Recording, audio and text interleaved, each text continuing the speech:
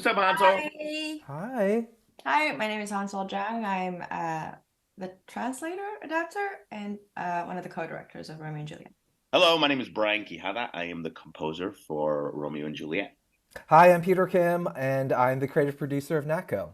I know that you two have collaborated in the past, and I'm so curious how you two first met and like how you knew you wanted to be collaborators. Hansel had was a playwright at the Seven Devils Playwrights Conference with a play called No More Sad Things. And Jen Silverman, the great Jen Silverman, suggested that I be in her play. And so we all flew out to, well, Hansel drove, right? Didn't you drive? No, how? How would I drive to I don't know. I don't know. where? I clearly have my facts. Stop making up myths. Okay, I'm missing a miss. We flew to Idaho, and I was in her play, and eventually that play was produced at Boise Contemporary Theater in Idaho, where we did the world premiere, Hustle's first American world premiere. I feel Hmm. honored to have been in that play, and so that's where we like met, but that wasn't where we became friends. Years later, she came. I think you came to come see my solo show. Where did we sit on the bus? Hmm. It had In New music York. which had music in it in New York, yeah, at the Ensemble Studio Theater.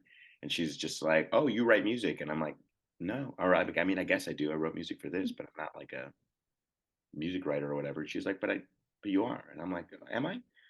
And she's like, "Do you want to maybe collaborate on this piece called Undesirables, which she had written, which she wanted to make into a musical?"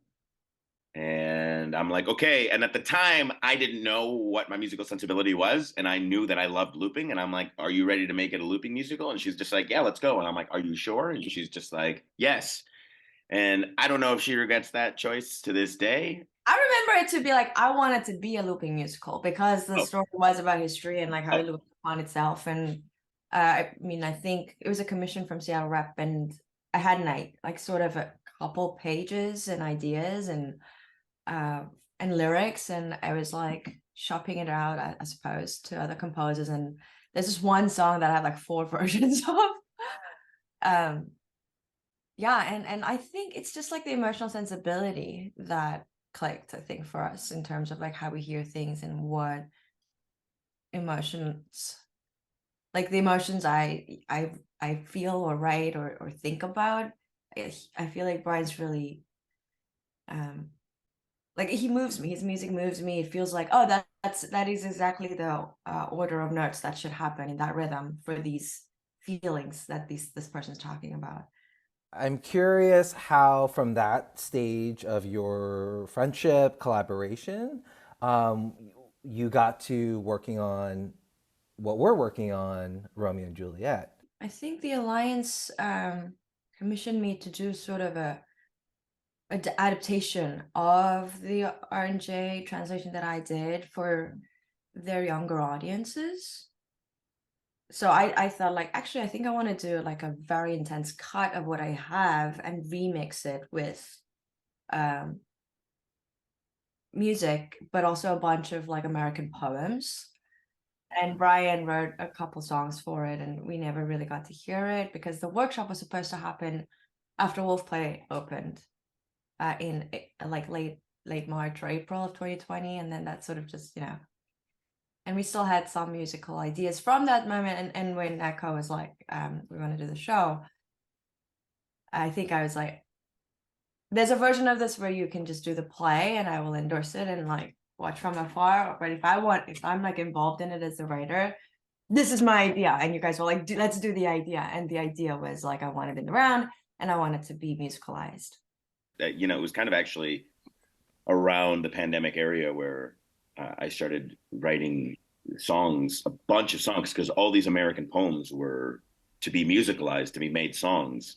So there's a bunch of like, one day we'll release an R&J, like, EP that has all these lost tracks of these American poems that got turned into Romeo and Juliet ish sonnets um, that are in there. But there was a bunch more music that, because it didn't, this version that we're doing now stays true to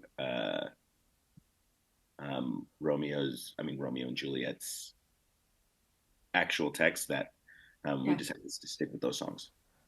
Yeah, you should totally do an evening of those songs and release an Totally. album, and like, and then that itself will turn into like another Yeah, I musical, you know. know, like. Yep.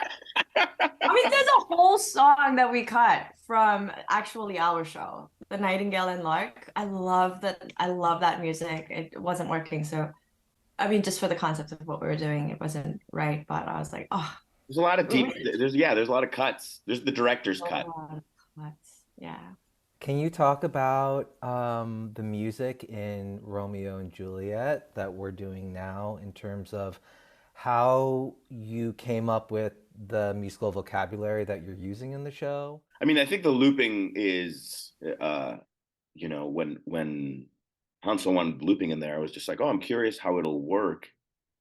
The way that I see it working so beautifully now is in this Jung Wills director sensibility, where it's the cast, everything that you see on stage is basically being made and built by the artists, the actors on stage.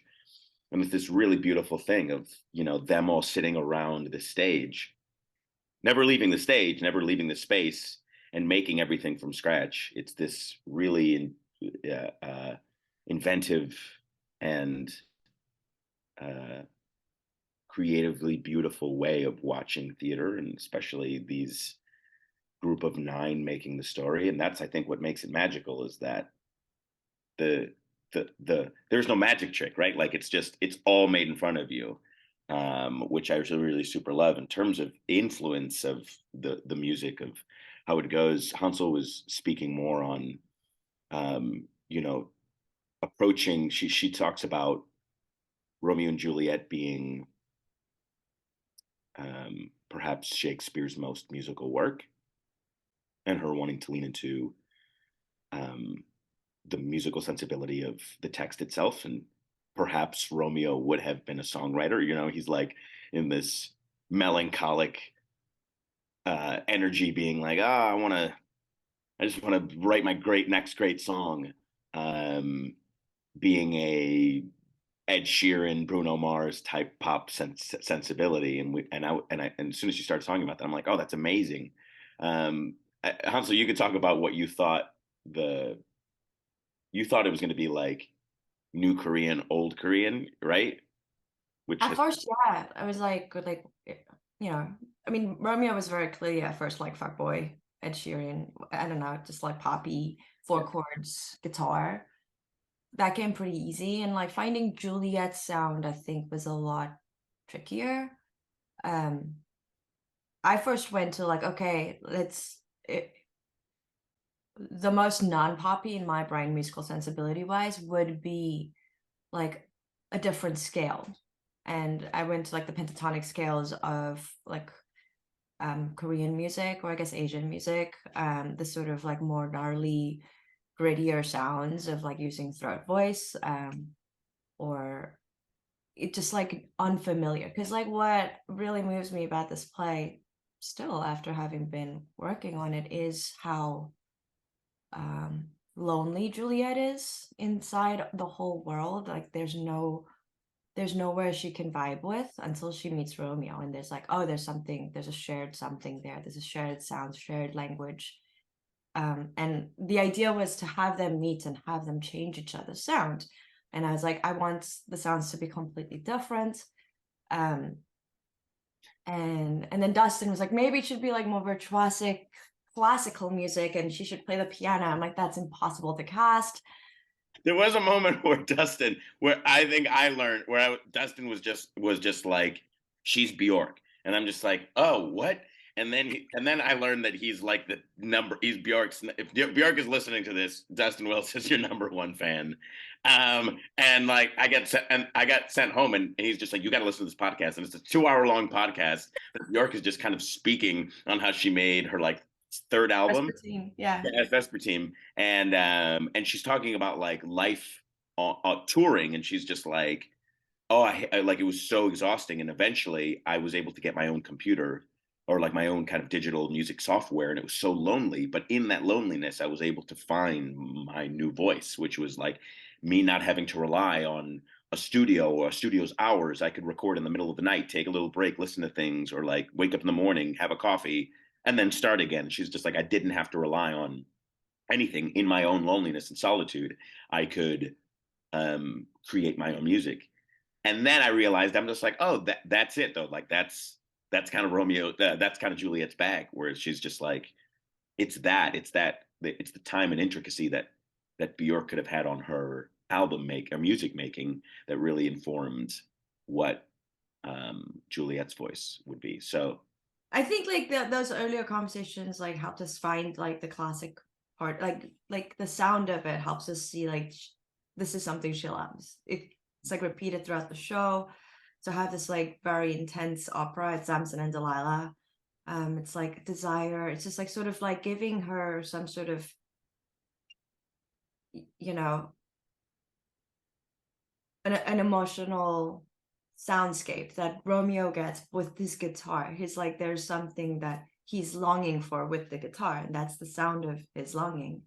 And the sound of her longing is she wants this like big, melodramatic, overreaching thing.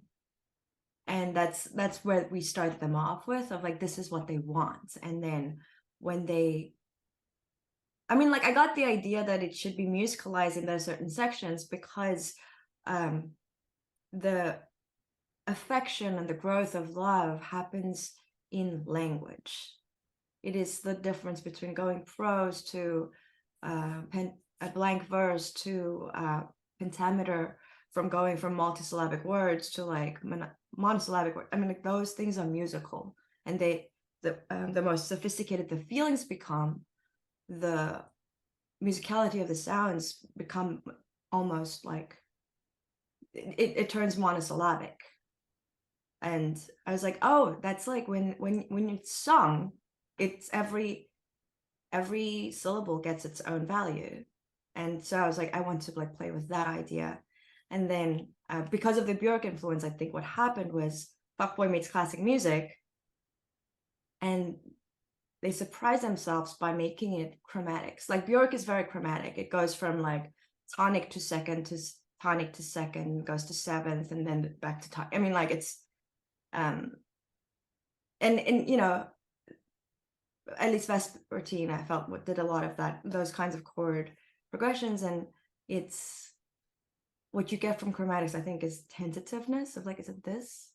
One more up, one down, one, and like it's that adjustment of like listening to each other and figuring that out, that the party sonnet, I think, ended up finding itself in there. Am I making any sense? totally. It's fascinating, Hansel, actually. You know, because I've worked on the show with you both, and I'm like, what? Never knew. It's fascinating. How did you know which moments you wanted to have musicalized? Was that driven by Hansel? Was that driven by you, Brian? Was that kind of just a collaborative thing that happened? So Hansel had kind of picked the moments that she wanted musicalized based on what she thought were the most vulnerable moments for Romeo and Juliet. And so in that case, it was like really just easy. Like it was actually nice for my mind to be like, okay, cool. Like these are the moments, and these are how they're distinguished, and how do you keep the motifs running throughout these certain segments of the music?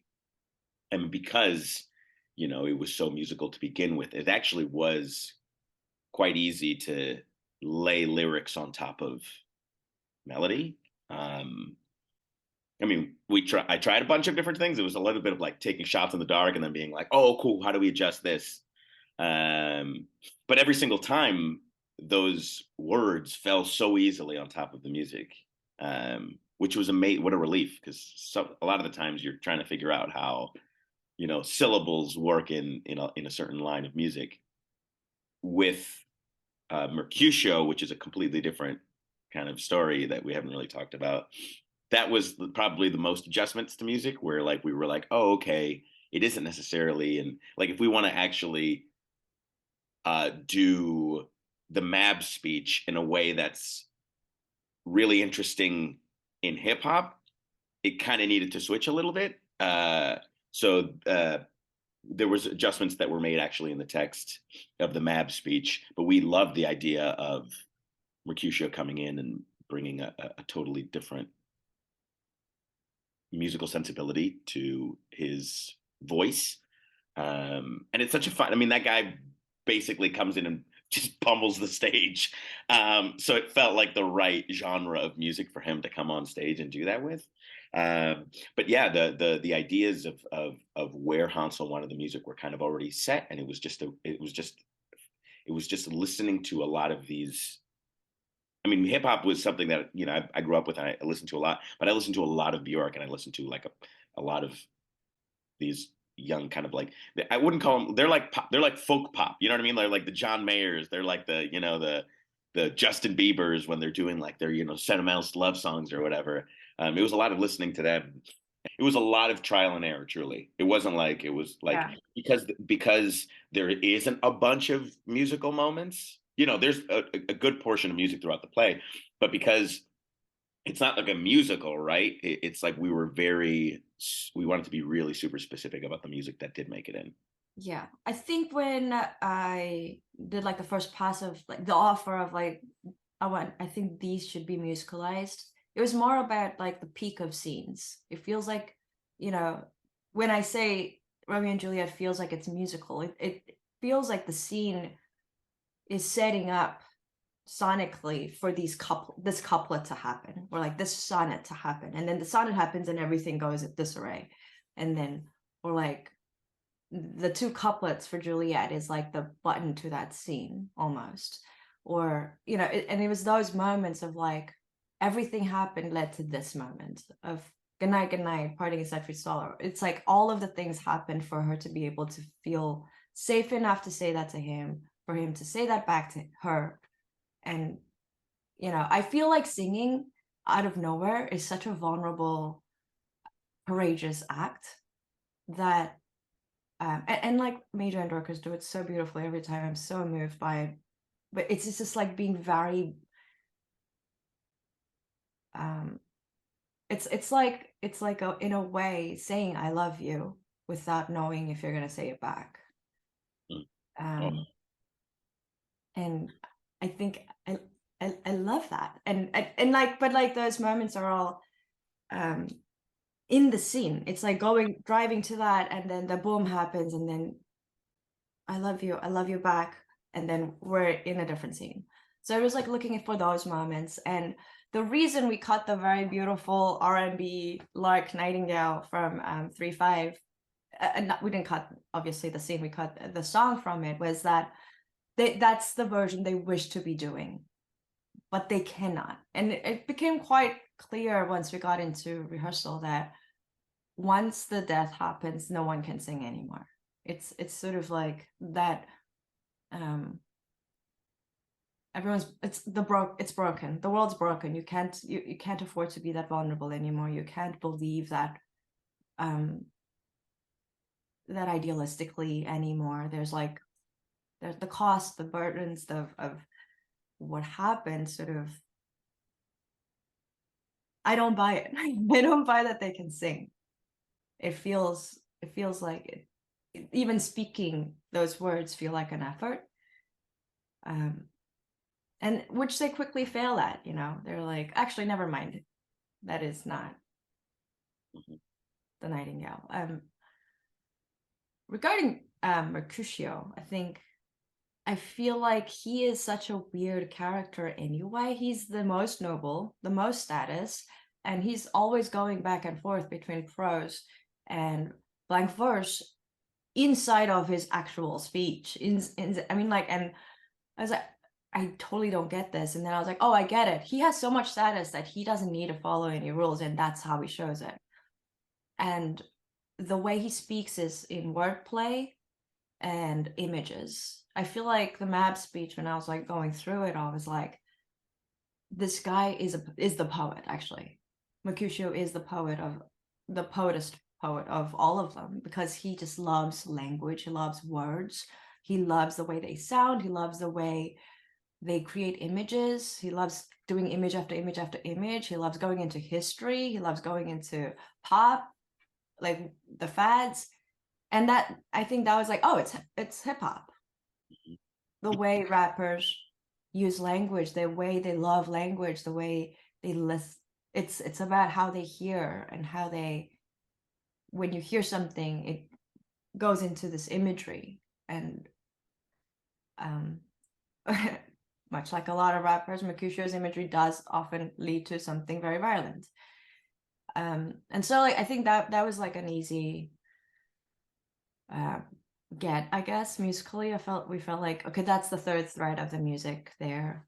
And then because of Dustin being the director and him having played Peter as his first role in high school, basically our show is Romeo and Juliet and Peter. We found like another thread in rehearsal, actually. I mean, like, no, I think we need a clown theme. Because, you know, we do like lean heavily into the clown show of it all. And it felt like it needs that base of like, there's also this world. I mean, I don't want like, you know, I didn't want the music to get all precious or like cool. There's also the version of the sonic landscape of like dumb, which is what butts up against the earnestness, which can sometimes be cloying. And that came in the form of melodicas. And I mean, we had a lot of theories, a lot of ideas, and then we found actually a lot of it in rehearsal, I think. You know, we thought that a lot of the challenge actually would be walking in and being like, okay, cool, this isn't a musical, but we're requiring multi-instrumentalism of these actors, and we're just like, we're gonna have to like kind of orchestrate based on like, you know, we're gonna have to like kind of create music kind of based around like the limitations of what these actors can play. But then we realized we're just like, we got very lucky that all of them would be like, oh yeah, do you need us to pick the piano up or like the melodica up? Great, no problem. So we actually Euphonium? Euphonium. We're like, what? This is amazing. So actually, once they came in and showed us what they could do, it actually like blew open the possibilities. And then we just started playing, being like, what if it sounds like, you know, what if like the wedding march sounded like, you know, like walking on walking on sunshine, like these like super like, you know, or what if Peter's kind of theme had this like very, we were like, does it sound like a clown? Does it sound like dun, dun, dun, dun, dun, dun, dun, or does it sound like bum bum bum bum? You know what I mean? Like, what of the clowning music can we actually try with these actors and orchestrate based on the instruments that they could play? That is the funniest, you know. And what a joy that was to be sitting with those actors that Yeah. are never asked to play the euphonium or the melodica and get excited to be like, oh yeah, let me pick up the ukulele here and play it. Oh my God. It was just like a room full of yes men. Yes women, yes people. It was just so fun and like no anxiety. It is just so creative and exciting, and just like, you know, we'll try it and then we'll not do it, and then we'll actually bring it back in and do it again, and like, but do it differently. I mean, like, it just felt like so much play. And were there any other particular challenges that you felt like, oh, like we solved it and we figured it out, or maybe you were like, oh, we didn't solve it and that's why we cut it? The inherent nature of looping is so challenging. It's a lot of, you know, looping has been around for many, many years. It is just now kind of making it so there's a few of us that are trying to mainstream looping into theater. Because of that, it requires just teaching. It's basically teaching a cast of 9 a brand new instrument, right? It's usually instruments are plugged into it, but you're having to teach somebody a new technology, right? A new math, a new kind of way of thinking about sound and, you know, repetition. And so it takes people a while to get comfortable. And because when you loop something in, you have the potential to mess it up, it gives people an incredible anxiety. It's like, it feels like jumping off of a cliff, truly. Like, you're just like, what if I mess up? And then what if I'm embarrassed for the next 30 seconds while I have to rebuild it? You know what I mean? It's a very it's really not. And what's amazing as an audience is that as soon as you realize that, it becomes kind of watching like a tightrope act. So it's very tough inherently. And there's that moment when they're falling in love in front of the friar and they're singing that song, that duet, "You cannot sum up half of my wealth." Um, it it has to seem like they've been making that, or like it has to be like that is natural and organic and second nature to them, that they're making this music when it's something that they had just learned 3 weeks ago. Do you know what I mean? And so I think what I'm so proud of is that we read these reports of how it went, and I'm just like, there's never any issues with the loop machine, which I'm like, thank God.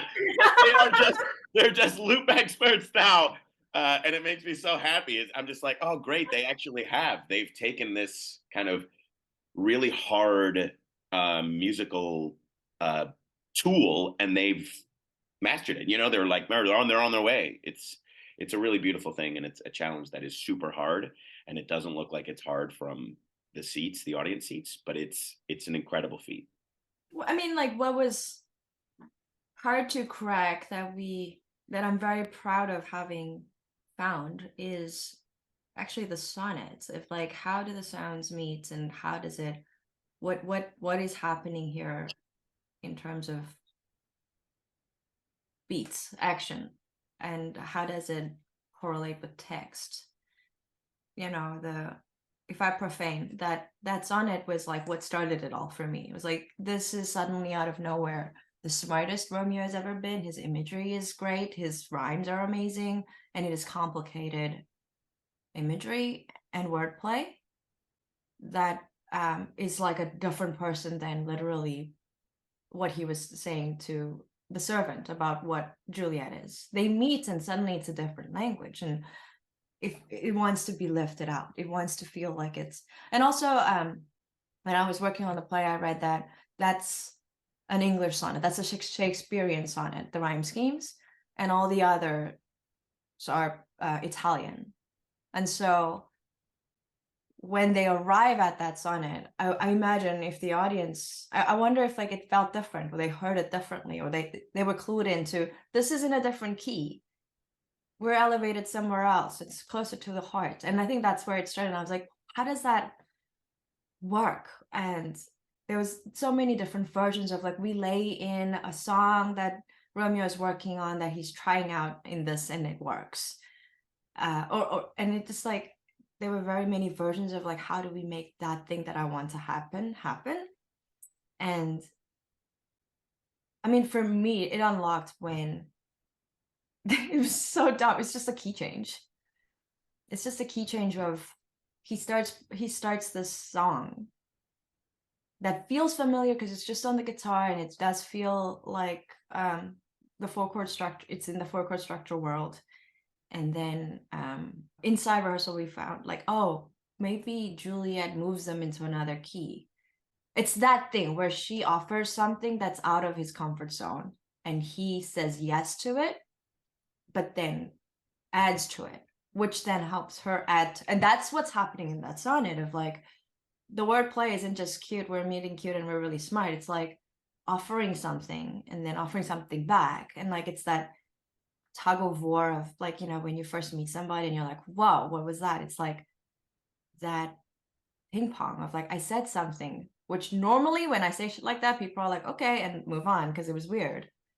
He says something back. She listens to the song, and this is like the big seismic event that happens where they're like, oh my God, this has never happened, where I do this and it's received earnestly for the thing I meant it, and then pivoted out into a version of what I was doing that I'd never thought of, but totally makes sense. And then they keep building on it. And I mean, like, that's the whole sonnet. It goes from Romeo's song into Juliet offering a new key, which takes it to a different chord progression. And then they drop the guitar out, they go into a cappella, they kiss. It's like those, it's like it's not even just musical, it's like an amalgamation of we're using all the tools we have to like keep this ball afloat. Yeah, that was like the hardest thing to find, and once we found it, the most rewarding. It's a pretty amazing moment in the show. Are I you saying that concur. because it's a recording, or No, I did think you it's say it in the no, marketing video? no. I genuinely, it's like it's one of the most magical moments in the show for that. I think, and I never quite understood why, and so I really appreciate getting like the granular sort of like inside of it because it makes sense. But like, you know, I'm not think my musicality is not such that I could. But you feel it. Yeah, You feel it totally. yeah. I think that's like the amazing thing about music. I think that's why I like, I feel like I, you know, I